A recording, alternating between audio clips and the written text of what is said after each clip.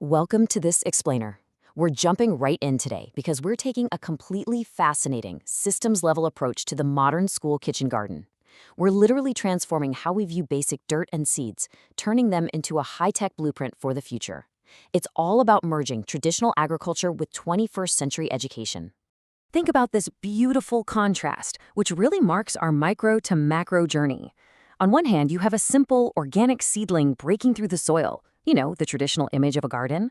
But on the exact opposite side, we have its digital twin, a complex, data-driven system mapping out germination stages, root development, and nutrient uptake. This dual reality? That's exactly what the modern school garden is all about. So here's our roadmap for today. We're going to cover the living classroom, essential tools and safety, the cultivation process, ecosystem care and harvesting, smart gardening and economics, and finally, cultivating future careers. Let's get to it. Section 1. The living classroom model. Redefining the garden. Right off the bat, we need to redefine what a garden actually is in a modern educational paradigm. Because let's be real, it is so much more than just a patch of dirt behind the cafeteria. It's not a casual hobby. It's a living classroom. Notice the incredible convergence happening. We're actively integrating health and nutrition through access to fresh, organic produce. We're engaging with the environment by studying biodiversity and sustainable practices. And, crucially, we're driving education. It's experiential learning that brings biology, economics, and tech directly onto the campus to meet real local needs. To actually pull those outcomes off, it operates on a serious multidisciplinary skill matrix. Students aren't just digging holes, they're developing physical labor skills and mastering tool identification. But they also need managerial skills to keep the plant safe and execute a harvest. Then you've got the cognitive skills, calculating garden area, plant spacing, digging into plant biology. And finally, the technological skills, integrating AI, geotagging coordinates, and managing digital documentation. It is an absolute full-brain workout. Section 2, Essential Tools and Safety, the Hardware and Protocols. Before we can build this intricate system, we have to understand the hardware. To run this safely, we categorize our essential toolbox into 4 distinct areas. For excavation and soil prep, we have specific tools: garden trowels, hand cultivators, and spades. For hydration, we're using watering cans with rose attachments and hoses. Then we have our nutritional materials, like potting mixes, compost, and organic mulch like grain straw. Finally, we build our infrastructure using PVC pipes, bamboo poles, string, and plant labels. Every single piece has a precise, engineered purpose.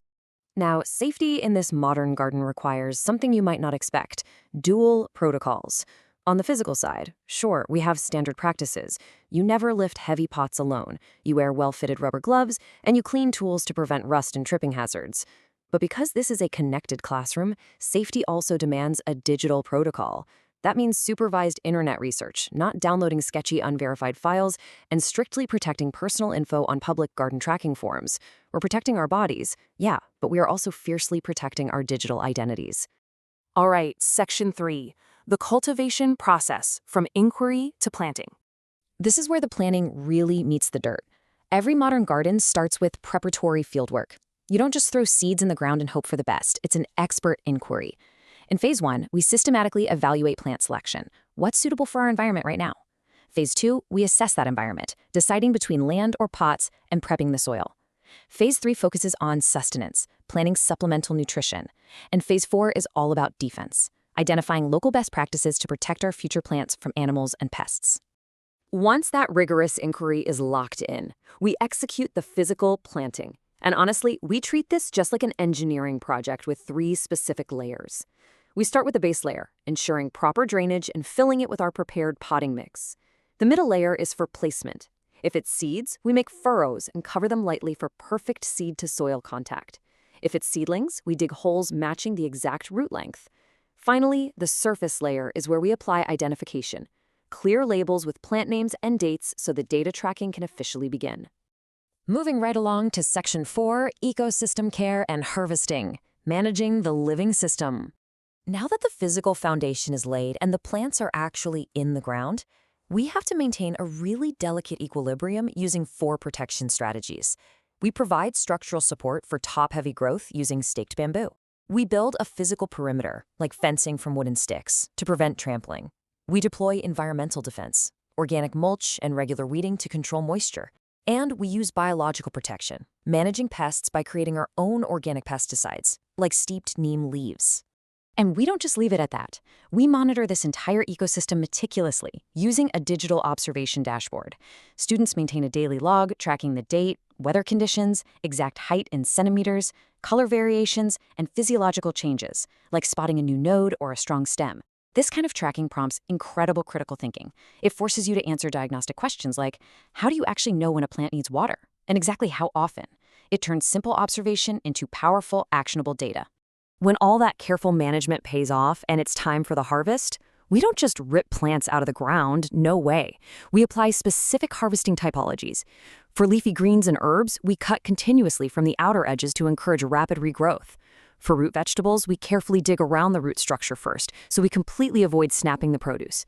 And for vine produce, we cut the stem neatly rather than pulling, which could severely damage the main plant structure.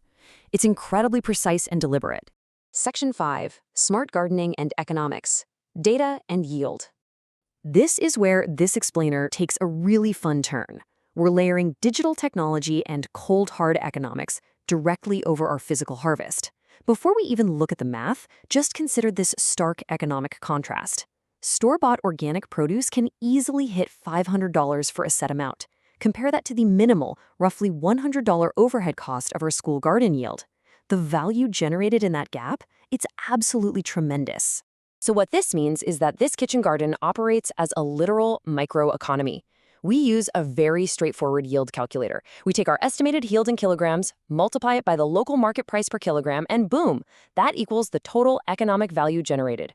We are actively offsetting school or community food costs while delivering high-quality, vitamin-rich nutrition straight to the people who need it. And to really maximize that economic yield, we introduce the highest digital layer yet. We are integrating artificial intelligence directly into the dirt. We're literally putting smartphones and smart systems to work out in the field. This tech has become incredibly accessible, too. We use AI for powerful image recognition. You can just scan a leaf with a phone to spot early blight with 98% confidence, or to figure out if you're looking at a tricky weed or a leftover from last season.